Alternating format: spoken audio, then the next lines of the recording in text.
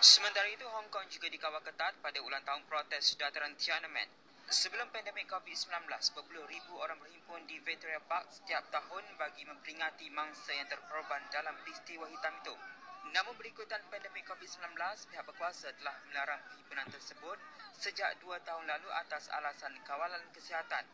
Menurut polis Hong Kong pada Ahad, pihaknya telah menahan selama 8 orang dengan 4 daripadanya ditahan atas kesalahan berniat untuk menghasut. Kawalan keselamatan semakin ketat di seluruh Hong Kong pada tahun ini dengan 6,000 anggota polis dikerah sempena ulang tahun protes berkenaan. Dalam satu kenyataan, polis menyatakan kebimbangan terhadap beberapa pihak yang akan memprovokasi pihak lain supaya melakukan kesalahan yang merisikokan keselamatan negara. Ketika negara lain mengejar kemasukan pelancong asing dalam jumlah besar untuk pertumbuhan ekonomi, lain ceritanya di Dubrovnik, Croatia. Bandar itu mula mengehadkan jumlah kemasukan pelancong serta mengenakan cukai baharu. Puncanya, sektor pelancongan di bandar itu semakin membebankan sehingga menimbulkan masalah bekalan air serta isu alam sekitar. Selain menarik minat pelancong dengan seni bina, sejarah dan pemandangan yang indah, Dubrovnik juga menjadi destinasi utama selepas menjadi set penggambaran siri televisyen terkenal Game of Thrones. Diiktiraf sebagai tapak warisan dunia UNESCO, bandar itu menyaksikan lonjakan dalam kemasukan pelancong sejak beberapa tahun lalu dengan lebih 1.2 juta pelancong pada 2019. Lonjakan itu bagaimanapun menambah tekanan ke atas bandar tersebut termasuk bekalan air, pengurusan sampah dan sistem pengangkutan. Pada musim kemuncak pelancongan, jalan-jalan sempit dan bangunan bersejarah di Dubrovnik dibanjiri pelancong sekaligus menyukarkan penduduk untuk berurusan dan meneruskan rutin harian. Justru bandar itu melaksanakan beberapa inisiatif bagi menangani aktiviti pelancongan termasuk menghadkan jumlah pengunjung yang ingin memasuki pusat bersejarah serta mengenakan cukai pelancong bagi membiayai penyelenggaraan infrastruktur. Meskipun industri pelancongan antara penyumbang utama kepada ekonomi tempatan, namun penduduk setempat rata-rata ingin pendekatan yang lebih mampan dalam pengurusan pelancongan. Ini termasuk pelaburan dalam infrastruktur yang lebih mampan serta mempromosikan aktiviti pelancongan alternatif seperti ekopelancongan. Penyerang sensasi Real Madrid Karim Benzema bersetuju dengan perjanjian untuk menamatkan era gemilangnya di kelab berkenaan selepas 14 tahun. Bagi menghargai sumbangan penyerang berusia 35 tahun itu, satu tindakan institusi penghormatan dan perpisahan akan diadakan di Real Madrid Sports City Selasa depan. Pengumuman tersebut dibuat Los Blancos dalam satu kenyataan pada Ahad. Katanya kerjaya Benzema di Real Madrid telah menjadi contoh dan dia berhak untuk menentukan masa depannya walaupun penyerang itu mempunyai baki kontrak setahun lagi. Bekas pemain antarabangsa Perancis itu menyertai Real Madrid dari kelab kampung halamannya Lyon pada 2009. Sejak itu dia telah membuat 657 penampilan serta menjaringkan 353 gol. Benzema juga memenangi La Liga sebanyak 4 kali dan menjulang Liga Juara-Juara 5 kali sepanjang bersama Real Madrid. Pemenang Ballon d'Or itu dikaitkan dengan perpindahan lumayan ke Arab Saudi. Media antarabangsa melaporkan Benzema mungkin akan bertukar angin ke kelab Al-Ittihad dengan kontrak 2 tahun.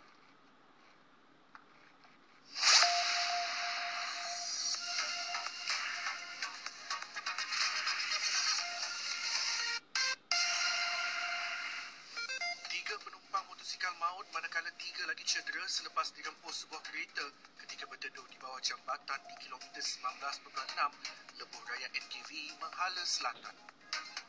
3 lelaki termasuk seorang warga asing yang disyaki memukau seorang suri rumah di Pasar Besar Perlis di Sena Alusta di Reman sehingga 7 Jun. Johor akan meletakkan perangkap sampah di 12 lokasi panas atau hotspot yang dikenal pasti mengalirkan sampah ke Sungai Skudai. Kementerian Pendidikan Tinggi memperkenalkan beberapa inisiatif bagi menambah baik sistem pendidikan tinggi negara termasuk dalam aspek pendidikan dan latihan teknikal dan vocational TVET.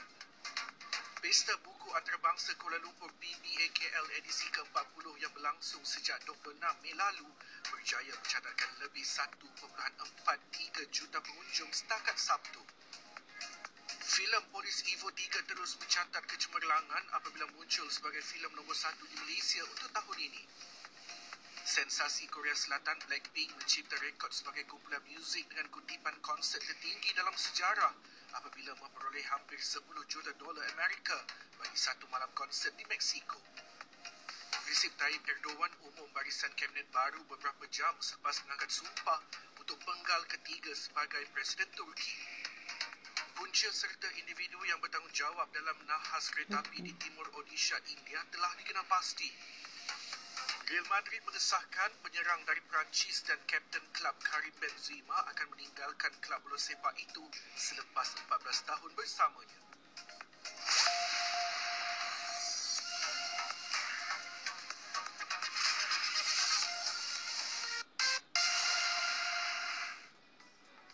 Sekian Buletin Awani, saya Hakim Rahman. Assalamualaikum. Salam hormat.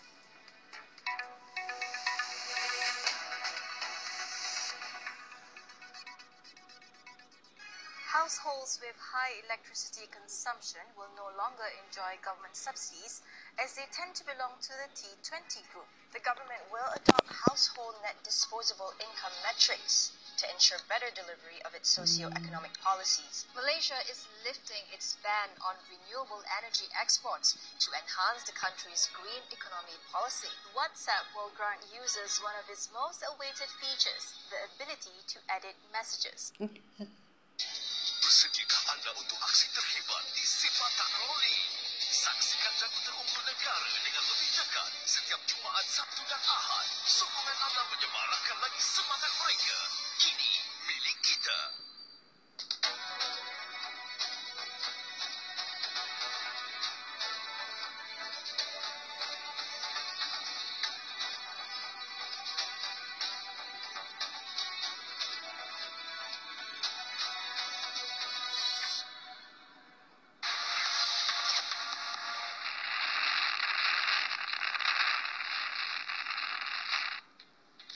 Kenapa you marah tadi ni, Lily? You tengok headline tadi lah. Sebab itulah sebenarnya I marah. Tapi tak apa, banyak lagi kita nak sampaikan hari ini sebenarnya, Zaki. Sedia? Dah sedia? Sangat sedia. Alright. Okay, Assalamualaikum. Selamat datang ke Nadi Weekend. Kita tak nak buang masa sebab hari ini meriah perkembangan dari pelbagai sukan dengan tetamu-tetamu istimewa. Tapi kita nak mulakan dulu dengan saingan Liga Super minggu ke-13 yang dah nak selesai. Dan dua lagi perlawanan bakal berlangsung pada Ahad. Dan yang pasti mencuri tumpuan pertemuan antara Seri Pahang serta KL City. Lebih-lebih lagi selepas kekalahan kepada Selangor dan Sabah dalam saingan minggu ke-13 ini. Muiz Aziz sempat menemu bual pertahanan Tok Gajah yang tinggi lampai Michael Glassack untuk mengetahui tahap keyakinan di skuad selepas kekalahan pertama mereka tempoh hari di tangan Harimau Selatan. There's a lot of confidence. We're still in a very good position in the league compared to the previous season. So we're in a good way and a good headspace, and with all the players are really working together to make this season still a successful one. We know that KL are a very good, strong side. They've had a very good couple of seasons and are starting to get some form both in the league and obviously their victory in the cup against Sabah. So we know it's going to be a very difficult game tomorrow, but we know that we're at home and we expect to hopefully get the 3 points. Glassack yang bakal membuat penampilan ke-10-nya di Liga musim ini jika diturunkan akui peka terhadap ancaman yang dibawa anak buah Boyan Hodak nanti secara keseluruhan. It's a collective, I think. I think that obviously they've got a lot of strike all over the pitch. They've got a good centre back, fellow Australian Giancarlo. So they've got strike all over the pitch and a good steady backbone in defence as well. So I think it's just a good collective team, but we're a good collective team as well. So it should be a good matchup. Obviously, being at home in front of our fans, we've got a good record here. I think we've only drawn one game here, and that was the last minute against Kedah. So, and I think Sabah as well. But we've won all our games here, and we've got a good record here. So we're looking to continue that against KL tomorrow. Naib juara Liga Super 2022, Terengganu masih jauh dari bayang-bayang pencapaian yang dilakar musim lalu. Lebih membesarkan skuad kenalan Thomas Lewis dan Ragnar, sekarang mengutip 20 mata daripada 13 perlawanan. Selaku pasukan yang berbelanja besar pada pramusim dan terpisah daripada kelompok 5 pasukan teratas Dengan hanya mampu menjadikan 19 gol, situasi ini sudah cukup membuatkan pengurusan tertinggi TFC untuk merombak majoriti pemain import dalam skuad PT.